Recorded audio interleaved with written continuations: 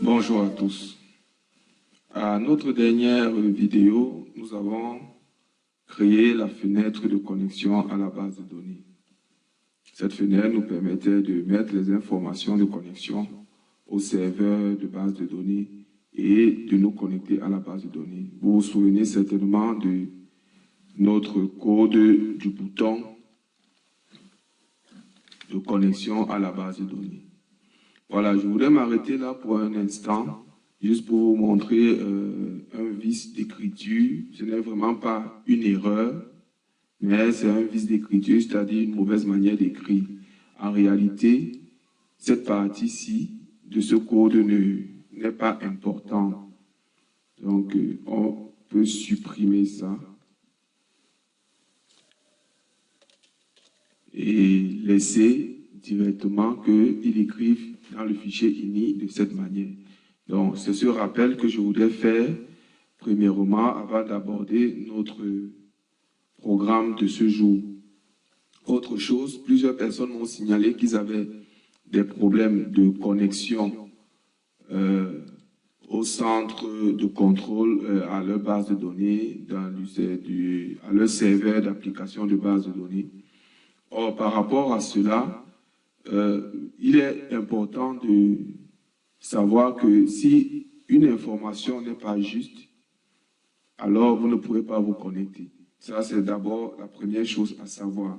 Si une seule information n'est pas juste, vous ne pouvez pas vous connecter à votre serveur de base de données, mais même à partir du centre de contrôle HFSQL. Car le centre de contrôle HFSQL vous permet de contrôler toutes vos bases de données. Donc moi, quand j'ai lancé la connexion, voici notre base de données, Brain2School, qui est là. Donc, la base de données est déjà créée dans le centre de contrôle. Et donc, à partir de là, nous pouvons gérer en client-serveur notre système.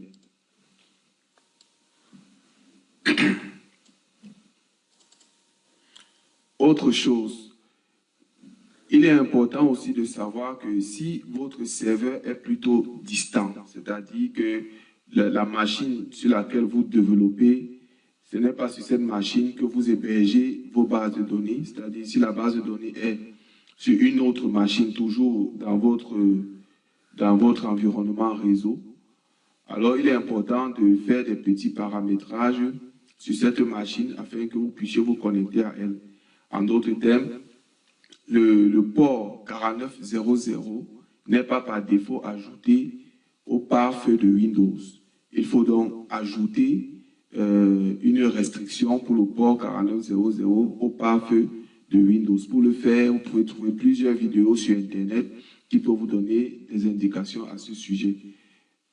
Mise au point étant faite, et comme annoncé à la précédente vidéo, nous voulons à présent passer à notre sujet de ce jour, la création de la fenêtre d'accueil de notre système Brain2School.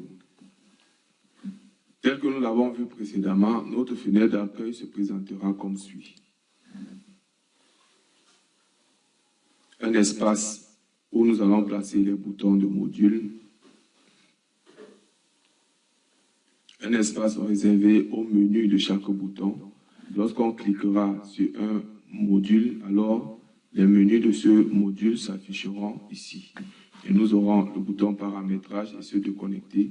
Et l'espace à droite là sera l'espace réservé pour l'affichage des fenêtres MDI-FI.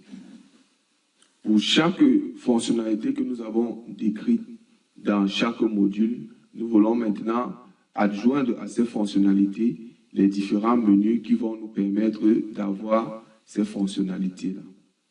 Donc nous avons décrit que pour chaque module, les fonctionnalités seront les suivantes. Par exemple, dans le module Economa, configurer les frais de scolarité, voilà les fonctionnalités qu'on aura. Et à côté de ces fonctionnalités, pour pouvoir les mettre en place, nous allons créer 7 menus que nous voyons sur la droite. le menu frais de scolarité par classe, liste des encaissements, enregistrer un encaissement, contrôle des frais de scolarité, définir les taux horaires, enregistrer les horaires de cours, salaire du personnel. Donc, tous ces 7 menus nous permettront d'avoir des fonctionnalités qui sont sur notre gauche. Et ce sera pareil pour tous les autres modules, tel le module scolarité, avec ses fonctionnalités. Et à notre droite, nous avons les différents menus qui nous permettront de mettre en exergue ces fonctionnalités. Pareil pour le module études.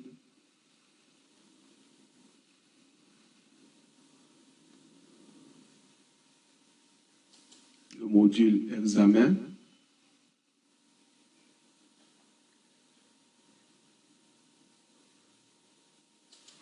Le module statistique.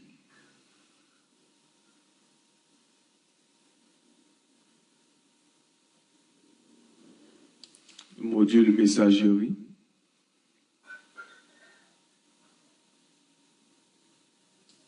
Et enfin, le module sécurité.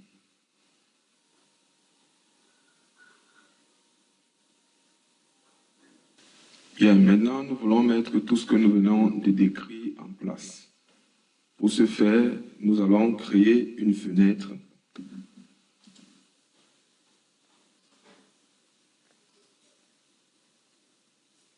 Bien, nous allons la baser sur le modèle de base que nous avions pour que la fenêtre se mette directement dans les caractéristiques que nous allons appeler accueil.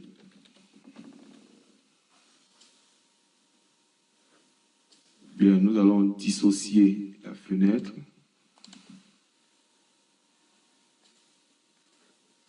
Nous allons supprimer les champs que nous ne voulons pas. La fenêtre sera redimensionnée puisque c'est la fenêtre d'accueil. Plusieurs informations seront à l'intérieur. Nous allons donner quand même un titre.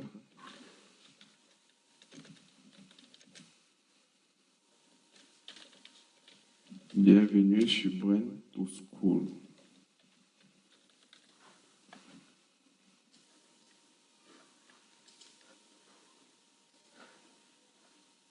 Welcome to Brain to School. Bien, à côté de ça, nous allons personnaliser la taille à 1024 par 768 et nous allons la rendre MDI mais voilà à quoi elle ressemble. Bien, voilà notre fenêtre. Maintenant, nous allons la détourer ainsi. Ici, nous allons mettre à 60, ce sera la partie des menus. Et ici, nous allons mettre à 225. Ici, ce sera notre espace des modules. Et ici, notre espace des menus. On enregistre.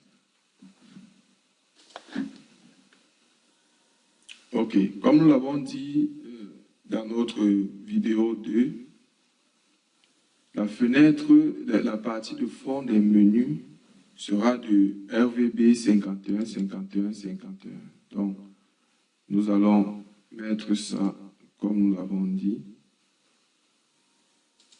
Ici, nous allons chercher le RVB. Voilà, je crois que le voici ici. OK. On applique. C'est bon.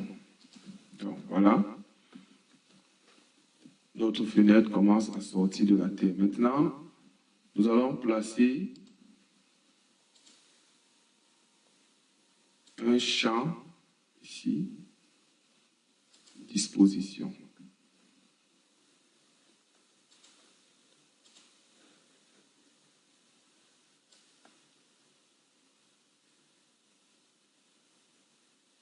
Là, voilà.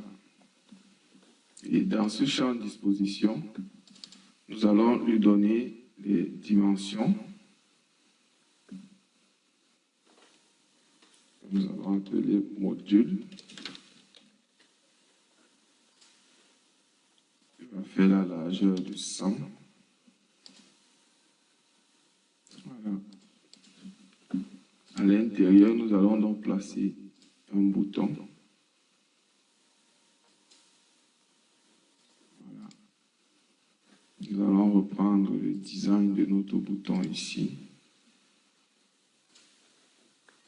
Nous allons coller là. OK.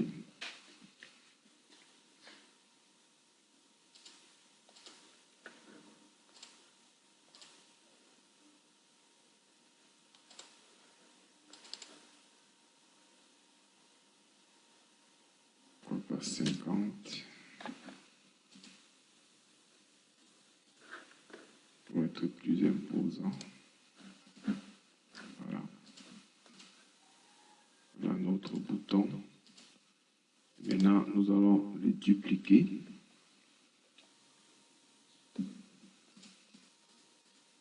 Dans notre champ disposition. Nous avons 7 modules pour 7 boutons. Voilà. On va donc écrire. Ici, nous allons écrire Economa.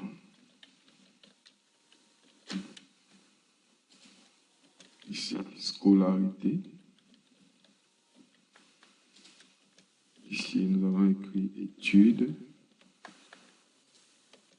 Ici, examen. Statistiques.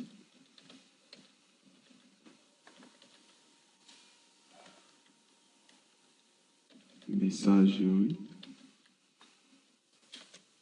Sécurité.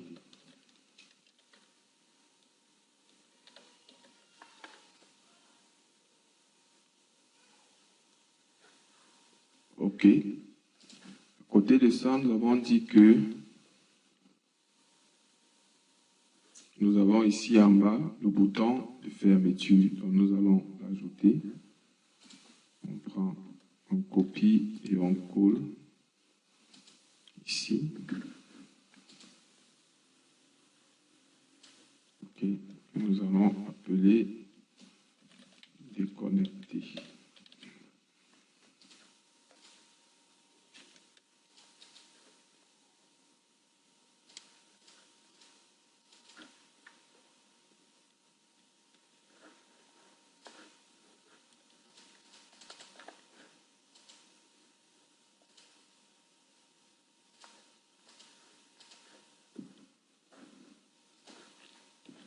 Bien, nous avons déjà placé nos modules.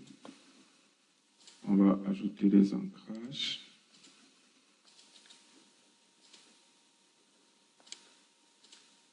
Voilà. Maintenant, il nous faut placer la zone de menu. Celui-ci peut être réduit. Là. Voilà. Il nous faut placer nos menus. Bien, pour faire les menus, comme chaque fois on cliquera sur chaque module ici, il faut que ces menus s'affichent là. Donc, nous allons utiliser une zone répétée dans laquelle que nous allons charger chaque fois qu'on cliquera chaque module de bouton. On va donc ajouter cette zone répétée.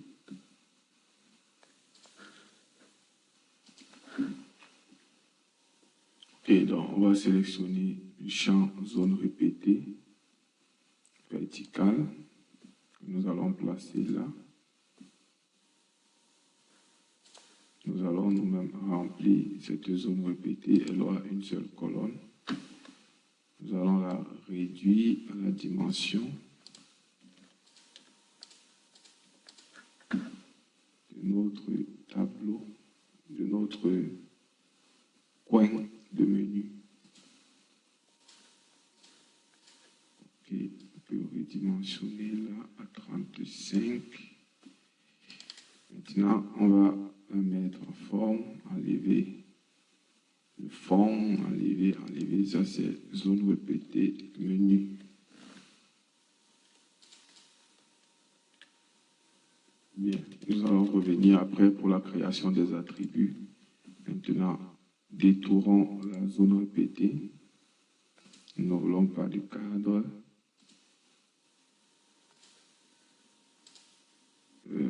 Maintenant, le cadre intérieur, nous ne voulons pas non plus de cadre à l'intérieur. Le fond sera transparent pour que le fond de notre fenêtre puisse être visible.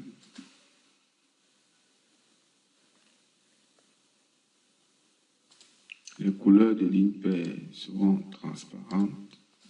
Les couleurs des lignes impaires seront également transparentes. Voilà, voilà à quoi ça va ressembler. Voilà. Maintenant, nous voulons quand même qu'il y ait des traits de séparation horizontaux visibles. Mais nous allons leur donner une couleur juste de quoi faire la différence. Ok. Maintenant, nous allons enlever l'ascenseur.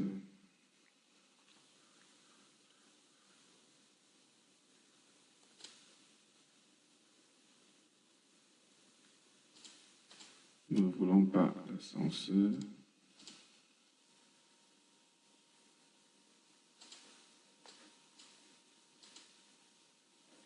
Ok.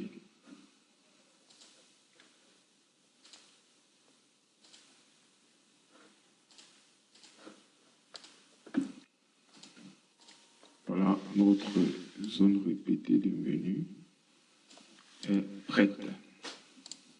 Voilà. Nous ferons les tests plus tard. Maintenant, nous allons ajouter un libellé qui va contenir le libellé du menu.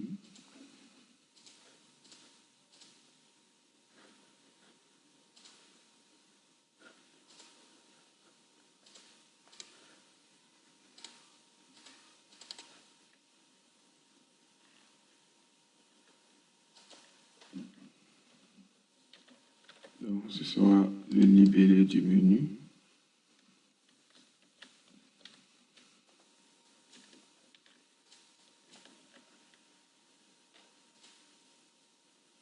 Nous allons faire qu'il y ait une ellipse en fin, c'est-à-dire si le test est très long, il va se couper.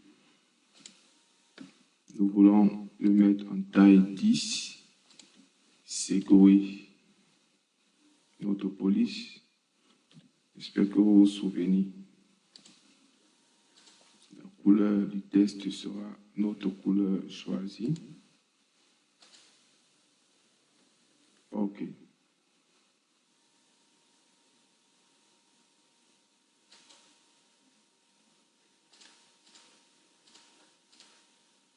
Bien. Maintenant, on peut ajouter un objet pour montrer que c'est cette colonne-ci ou alors ce menu-ci qui a été sélectionné pour que l'utilisateur sache au niveau de quel menu il est. Donc, nous allons placer un objet là. Donc, nous allons prendre un champ image. Nous allons placer là. Nous voulons rechercher une image.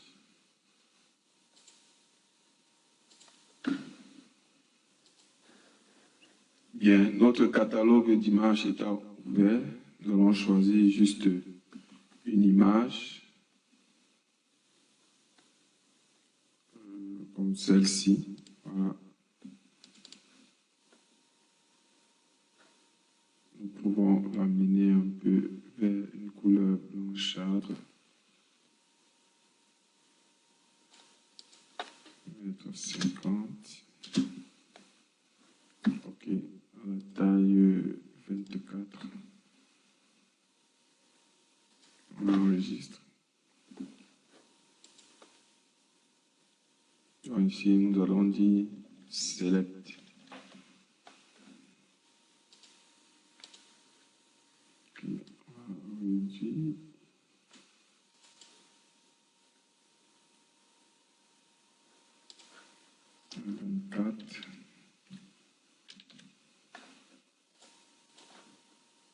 On place ici.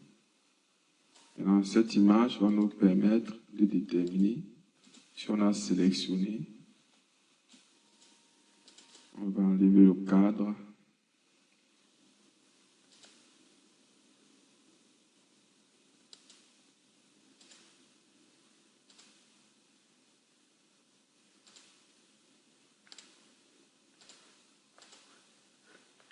Ok.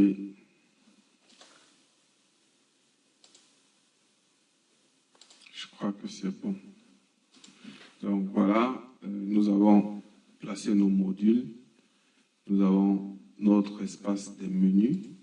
Il nous faut juste ajouter notre dernier bouton ici qui va répondre au paramétrage du système.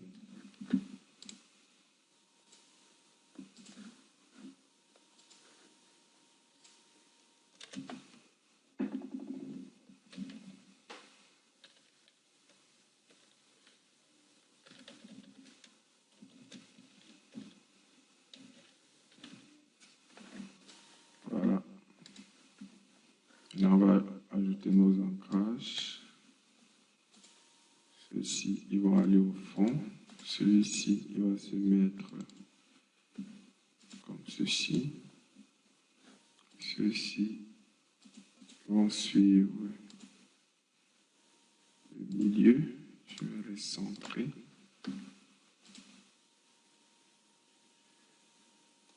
OK.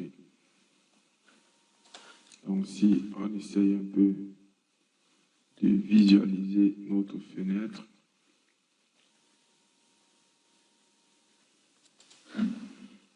voilà à quoi ça va ressembler lorsque nous aurons notre fenêtre. Les boutons sont bien en place. Maintenant, nous allons faire que lorsqu'il approche un bouton, que le curseur devienne la main. C'est ce que nous allons faire. Donc, on sélectionne le premier bouton. On vient ici, on change le curseur en main. Voilà. Et là, on applique avec F4.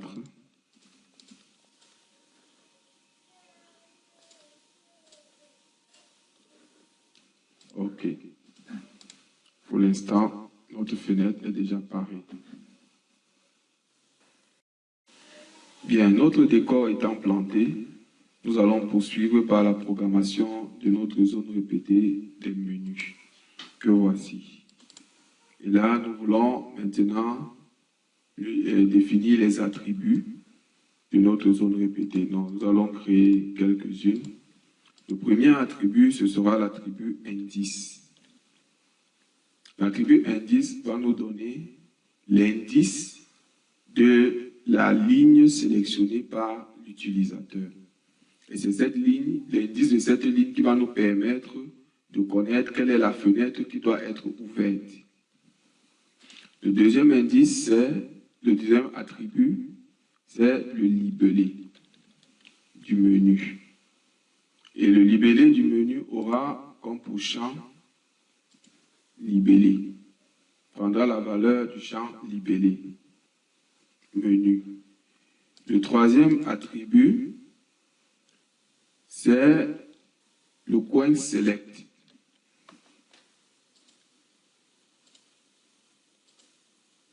Donc, le coin, on veut savoir si l'image select sera visible ou pas visible. Donc, lorsque l'utilisateur aura sélectionné, alors notre image select sera visible et c'est ici que cela se passera. Maintenant, on va ajouter un autre attribut que nous allons appeler MDI. Bien, l'attribut MDI nous informera si l'indice doit ouvrir une fenêtre MDI ou non. Si l'indice doit ouvrir une fenêtre MDI, alors le code est différent. Si l'indice va ouvrir une fenêtre MDI ou alors si l'indice va ouvrir une fenêtre simple. Donc nous voulons savoir si la fenêtre à ouvrir sera MDI ou alors si ce n'est pas une fenêtre MDI. C'est pourquoi nous ajoutons l'attribut MDI. Donc ces 4 attributs, c'est vrai qu'on aurait pu rendre ça beaucoup plus sophistiqué, mais nous allons nous limiter à ces 4 attributs. Bien, à partir de là, nous pouvons donc commencer à mettre les codes derrière nos boutons de module. Les codes qui vont remplir donc la zone répétée menu. Nous allons commencer par le code dans le bouton Economa. Nous allons commencer tout d'abord par définir une procédure locale que nous allons appeler remplir menu. Généralement, vous allez le remarquer dans mon code, je vais indicer, c'est-à-dire que mettre pour indice, les procédures locales vont commencer avec l'indice PL et les procédures globales auront pour indice PG, pour dire procédure globale. Or, les procédures locales seront PL. Donc, c'est déjà une seconde nature à moi. Quand je vais ouvrir une procédure, je commence par PL parce que c'est comme ça que je me suis habitué à coder. Donc, je vais faire PL, remplir, menu. Nous avons dit que c'est une procédure et nous voulons la définir. Bien, remplir menu va prendre 4 variables. La variable NN10, la variable libellé et la 4e variable, ce sera BMDI. Pour savoir si la fenêtre est MDI, et nous allons l'initialiser à vrai. Zone répétée, ajoute ligne dans notre zone répétée menu.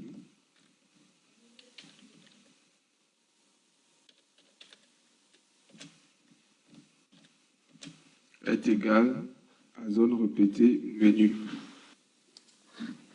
Donc, sur cette ligne, nous avons dit que lorsque tu vas ajouter une nouvelle ligne à la zone répétée, renvoie-nous l'indice de la ligne.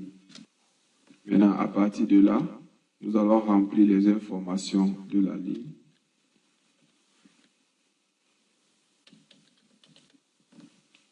J'aime plus remplir mes zones répétées de cette manière parce que lorsque vous changez les positions des attributs, ça n'affecte pas directement le code. Or, si vous avez mis le code linéairement ici, lorsque vous changez la position des attributs, il faut revenir dans le code pour changer la position, l'ordre de passage des valeurs dans le code.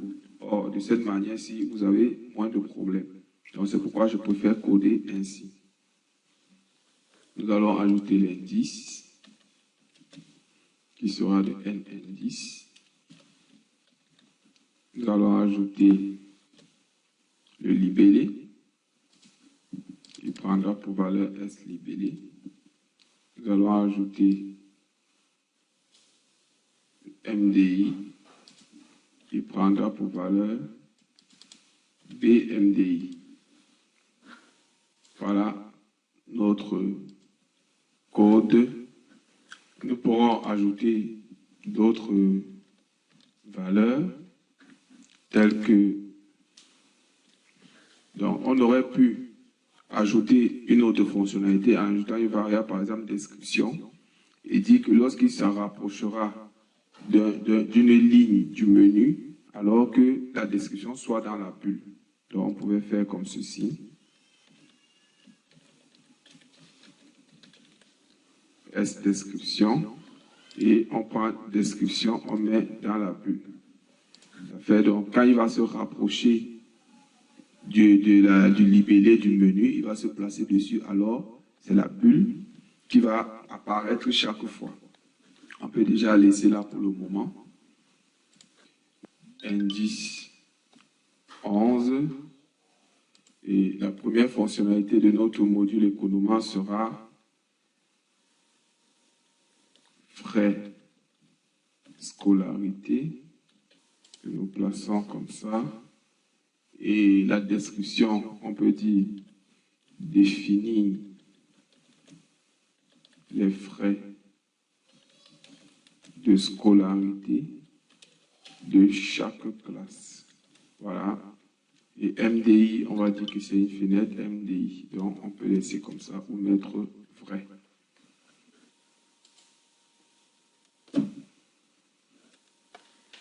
Bien. Là, c'est notre premier menu. Nous allons donc ajouter les autres. Celui-ci va aller à 12, à 13, 14, 15, et hop. Donc, là, elle est. Donc, on peut ajouter la deuxième fonctionnalité. Le deuxième menu, c'est liste des encaissements. Et on va dire affiche les encaissements effectués par période. C'est toujours une MDI. Le troisième va dire enregistrer un encaissement. Et ici, nous allons dire recevoir et enregistrer l'encaissement. Et ici, on va dire que ce n'est pas une MDI. Vous allez comprendre tout ceci plus tard. Donc, avançons comme ça. Et après, on va dire ici, le quatrième menu, ce sera contrôle, remplir le menu Economa. Bien, maintenant, quand il a rempli le menu Economa, nous sommes ici. On peut tester. Lorsqu'on clique sur Economa, voilà. Il a bel et bien rempli le menu. Bien, maintenant, ce que nous voulons, c'est qu'il ne faut pas que notre petit pointeur de flèche là s'affiche. Donc, nous allons l'enlever. Pour cela, on revient ici et on sélectionne simplement que le curseur est invisible. Voilà. Le curseur est invisible. Nous allons faire un petit ajustement. Voilà, comme ça.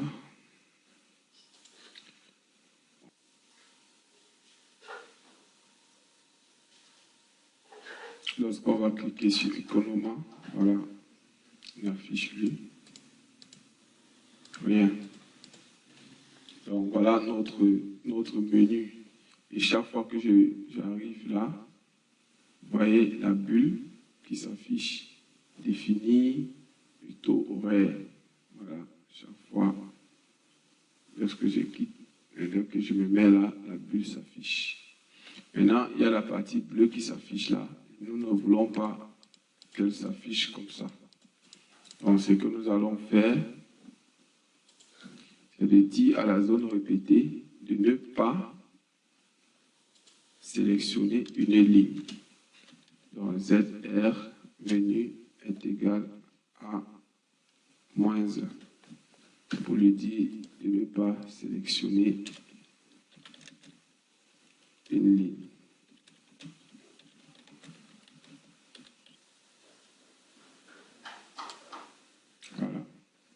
ne sélectionne plus. Maintenant, nous voulons aussi que lorsque la fenêtre s'ouvre, qu'elle charge directement le premier module. Donc, lorsqu'elle s'ouvre, elle charge directement le premier module. Donc, ce qui va se passer, c'est qu'on va se mettre à l'initialisation de la fenêtre et nous allons exécuter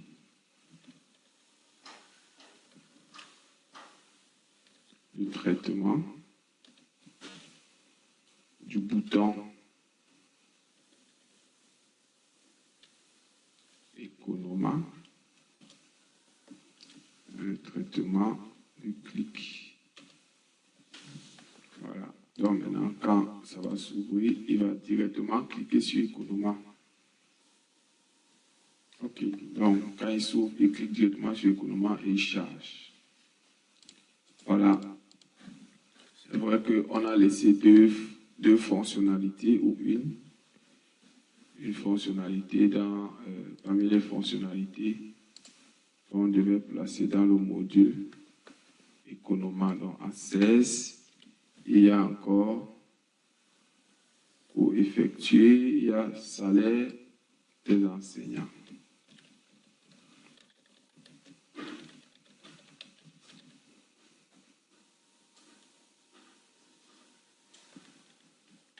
Calculer et payer les salaires des enseignants. OK. Donc, à partir d'ici, si vous voulez qu'un module soit au-dessus de l'autre, c'est à vous de le faire, vous déplacez juste le rang. Mais ces indices sont très importants. Vous le verrez plus tard lorsqu'il faudra que quand l'utilisateur va cliquer sur une ligne de la zone répétée de menu, que ça affiche quelque chose. Donc, ces indices sont importants pour cela. Et ceci sera déterminant pour savoir si nous allons ouvrir une fenêtre MDI ou pas. Bien. Voilà. Donc, notre fenêtre, nous allons encore tester. OK. Donc, nous avons tous nos modules présents là. Bien, maintenant, on peut avoir d'autres traitements, traitements de survol, traitements, ainsi de suite. Vous pouvez ajouter les traitements que vous voulez, que lorsque le curseur passe et que ça réagisse. Donc, vous pouvez ajouter tous ces traitements-là à partir de la zone répétée elle-même. Bien, ayant terminé avec le module Economa, nous pouvons reproduire la même chose dans les autres modules. Maintenant, nous allons encoder le module scolarité avec le premier chiffre à l'indice 2 et ainsi de suite. Donc, Economa 1, scolarité 2, études 3 et ainsi de suite jusqu'à la fin. Donc, nous allons le faire hors caméra pour que notre vidéo ne soit pas très longue. Bien, nous avons mis le code derrière chaque bouton de module que nous voyons là. Nous avons mis un code derrière et cela nous permet d'obtenir le résultat suivant. Vous voyez? Chaque fois qu'on clique sur un bouton de module, il charge les menus de ce module-là. Donc, nous avons ajouté le code derrière comme nous l'avons fait sous le bouton Economa tout à l'heure. Donc, nous avons notre rendu. Maintenant, avant de finaliser notre travail, nous voulons que lorsque l'utilisateur aura sélectionné une zone ici, un menu, lorsque l'utilisateur aura sélectionné un menu, que notre petit indice apparaisse ici. Donc, c'est ce que nous voulons faire maintenant. Bien, donc nous voulons que notre petite flèche que vous voyez là puisse apparaître lorsqu'on sélectionne une ligne de notre menu. Donc, nous allons aller dans le code de la zone répétée au niveau de sélection d'une ligne. Ce que nous allons faire, nous allons d'abord récupérer l'indice de notre menu. Ce sera un entier que nous allons récupérer par le code suivant.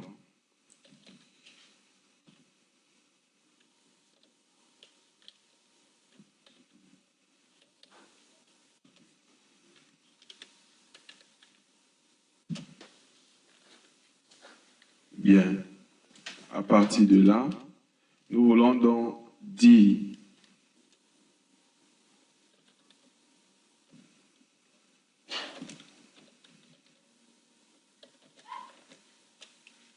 de cette zone répétée, ce que tu vas faire,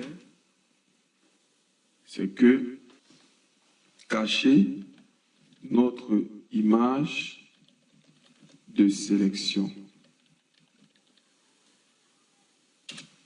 Bien, pour cacher cette image de sélection, on va donc dire que ZR menu de la ligne ATT select est égal à faux. Voilà. Maintenant, nous allons lui dire que si maintenant tu arrives au niveau où il y a un autre indice,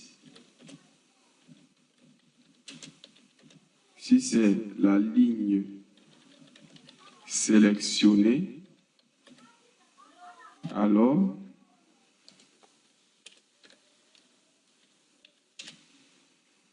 qu'est-ce qu'il fait? Il va donc dire ici ZR menu point indice est égal à notre indice que nous avons récupéré. Alors, qu'est-ce qu'il fait? Il ne cache plus. Il va donc dire ZR menu point select est égal à vrai. Et voilà tout notre code. Donc, ce code-ci, c'est pour faire apparaître ou cacher pour faire apparaître l'image de sélection.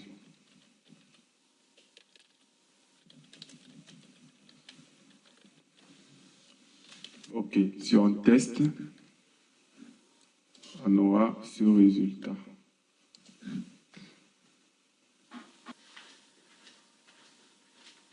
Lorsque nous sélectionnons un module et que nous venons à sélectionner un menu de ce module, voilà ce qui se passe. Et là, nous savons que nous avons sélectionné